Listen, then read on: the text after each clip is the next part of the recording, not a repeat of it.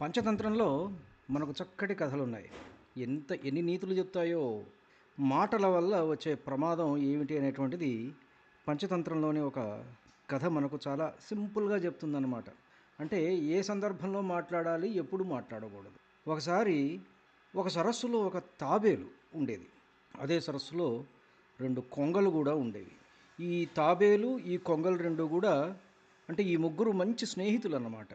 ఒకసారి ఏమైందంటే బాగా ఎండాకాలంలో ఆ సరస్సు ఎండిపోవడం ప్రారంభమైంది. అప్పుడు కొంగలు ఆ తాబేలుతో ఇట్లా అన్నాయి, మేము ఇంకో సరస్సుకి వెళ్తున్నాం, నువ్వు కూడా ఆ సరస్సుకు రావాలనుకుంటే ఒక మార్గం ఉంది, కాబట్టి మేము చెప్పినట్టుగా నువ్వు విను అంటే సరే అన్నది ఈ తాబేలు.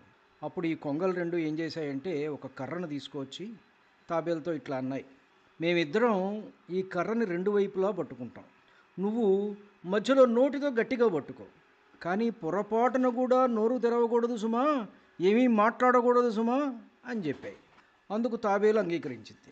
సరే, ఈ 2 కొంగలు తాబేలు 3 ఆకాశంలో ఎగురుతూ ఉంటే కింద గ్రామాల్లో ఉన్న ప్రజలు చూస్తూ, అరే, పైన తాబేలు ఎంత బ్రహ్మాండంగా ఎగురుతోందో చూసారా, చూడండి ఆ తాబేలు ఎగురుతోంది అని అందరూ కూడా ఆశ్చర్యంతో చూస్తూ ఉంటారు. అరే, తాబేలు ఎగురుతోంది అని నవ్వారు. వాళ్ళ నవ్వులను చూసి తాబేలు కోపం వచ్చింది. ఏయ్, మీకేం తెలుసు అని చెప్పడం కోసం అది నోరు తెరిచింది. అంతే, ఆ తెరవడం టపీల్మని కింద పడిపోయింది. అంటే దీన్ని బట్టి మనకు అర్థమైంది ఏంటి? అవసరం లేని సమయంలో మాట్లాడడం ప్రమాదకరం.